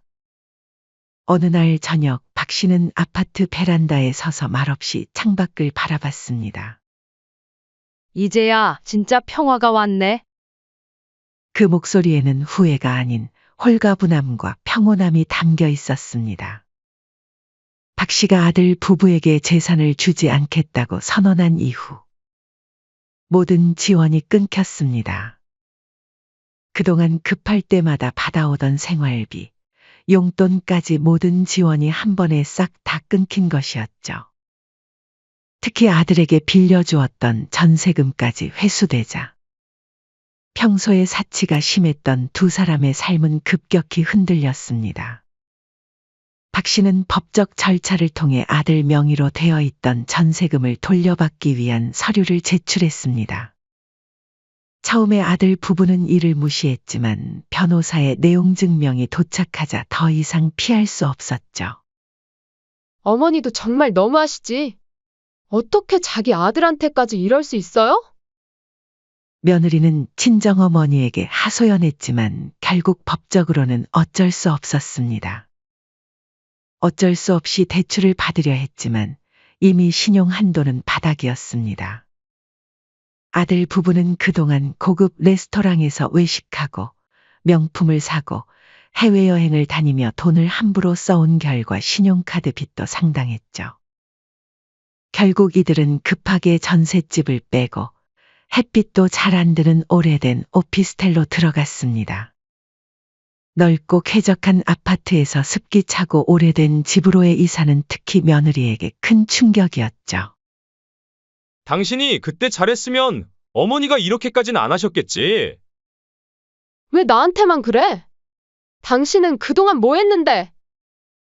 아들 부부의 싸움은 점점 격해졌고 밤마다 벽 너머에서 들리는 욕설은 이제 일상이 되었습니다. 한편 박 씨는 딸 민정과 함께 새로운 삶을 시작했습니다.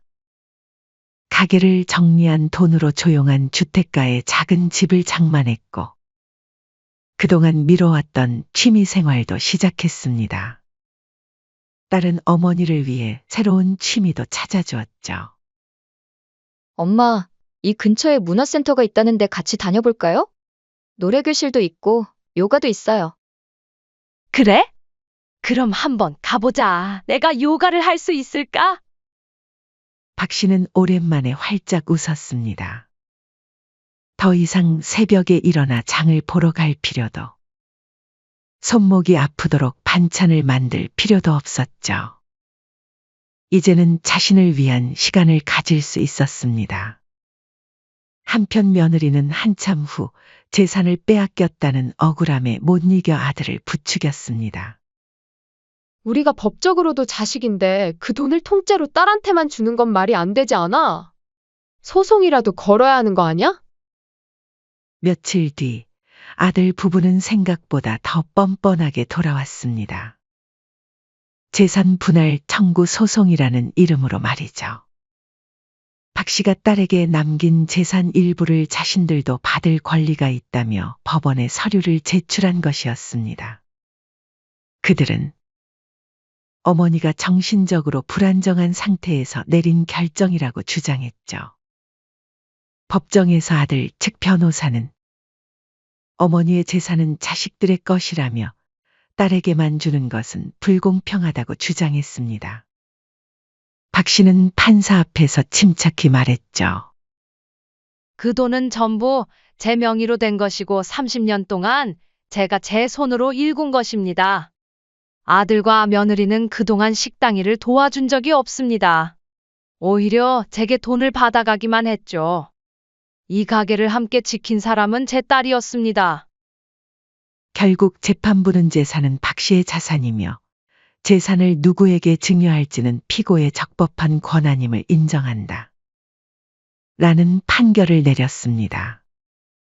소송에서 패한 아들 부부의 상황은 더욱 나빠졌습니다. 소송 비용까지 부담하게 되었고, 이는 그들의 경제적 어려움을 가중시켰죠. 어느 날 박 씨는 민정에게서 소식을 들었습니다. 오빠네. 이혼한대. 결국엔 이렇게 됐네. 아들 부부의 관계는 이미 오래전부터 금이 가고 있었지만 경제적 어려움이 결정적인 타격이 된 것이었죠.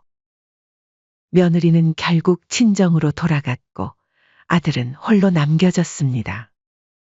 몇 달 뒤 박 씨의 집 앞.